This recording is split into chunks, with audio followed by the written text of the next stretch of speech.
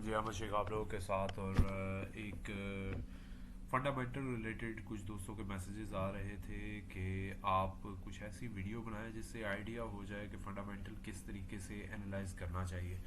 ये डीजी केसी को बेस बना के हमारे बड़े प्यारे दोस्त हैं आदिल मंजूर साहब, उन्होंने कहा था, तो ये डीजी केसी को लेकर के वे शॉर्ट सी वीडियो बनाने की कोशिश करते हैं फंडामेंटल एनालिसिस के लिए।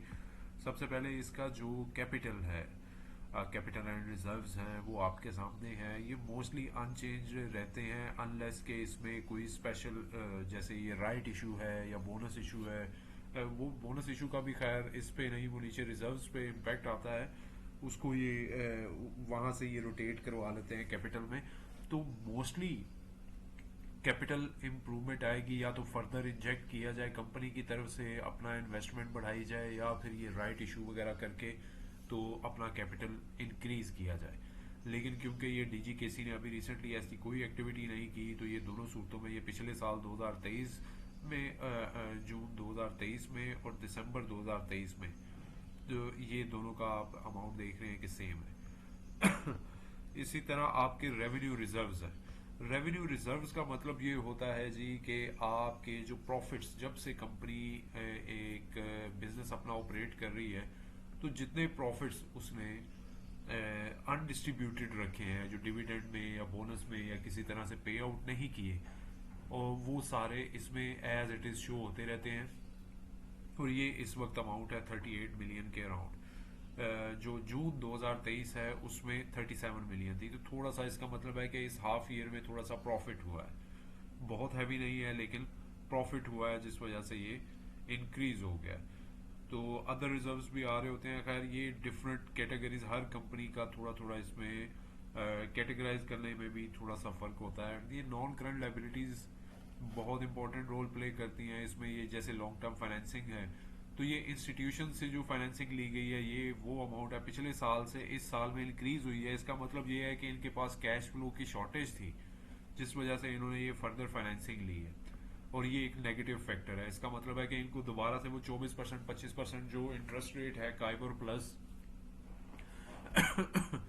26% तक चले जाता है, तो वो इस पे चार्ज होगा। डेफर्ड गवर्नमेंट ग्रांट्स हैं, ये थोड़ी सी लाइबिलिटीज होंगी गवर्नमेंट से रिलेटेड, कोई फंड्स ग्रांट्स की फॉर्म में। लॉन्ग टर्म डिपॉजिट्स हैं, ये डिपॉजिट्स हो सकते हैं कि किसी ने यहाँ पे डिपॉजिट करवाया हो, जैसे कोई सिक्योरिटी डिपॉजिट होगा, कोई और चीज़ होगी जो कि फ्यूचर में 2 साल 3 साल, मतलब 1 साल से ज़्यादा के पीरियड में ये कंपनी ने वापस करने हैं उनको। ये किसी भी फॉर्म में हो सकता है, कोई डिस्ट्रीब्यूटर ने सिक्योरिटी जमा करवाई हो, डिपॉजिट जमा करवाया हो, कोई और भी हो सकता है। इसी तरह एम्प्लॉय बेनिफिट्स ऑब्लिगेशन, ये नॉर्मल है कि कोई भी सैलरीज होती है, 1 मंथ की सैलरी हो सकती है, प्रोविडेंट फंड हो सकता है कंपनी ने रखा हो। डेफर्ड टैक्सेशन में, टैक्सेशन में कुछ चीज़ें होती हैं, जैसे कि अकाउंट्स के पॉइंट ऑफ व्यू से अगर हम चेक करें तो वो ये होता है जी कि आपका जो प्रॉफिट आया है उस पर फ्लैट जो 29% रेट चल रहा है जी, उस पर रेट लगाया और टैक्स चार्ज कर दिया। लेकिन टैक्स के पॉइंट से थोड़ी सी चीज़ें डिफरेंट हो जाती हैं। उस केस में आपको टैक्स की कुछ डिफरेंट ऑब्लिगेशंस होती हैं कि फ्यूचर में आपको उसकी लाइबिलिटी के तौर पे करना पड़ेगा।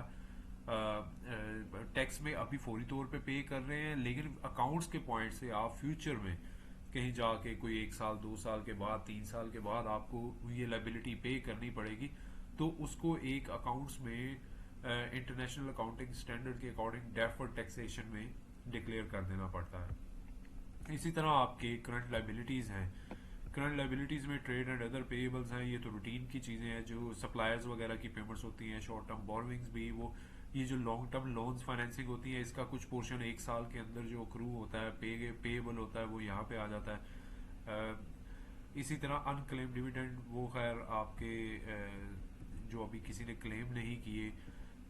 करंट एसेट्स में एक पोर्शन है ये ट्रेड डेट्स का, ये इंपॉर्टेंट होता है, जो कि रिसीवेबल्स होते हैं, आपने सेल की है सप्लायर्स को और सॉरी बायर्स को, आपके कस्टमर्स को, उन्होंने अभी आपको पैसे नहीं दिए, तो ये अमाउंट बड़ी इंपॉर्टेंट होती है। इससे पता चलता है कि आपकी क्रेडिट सेल ज़्यादा है या कैश सेल ज़्यादा है।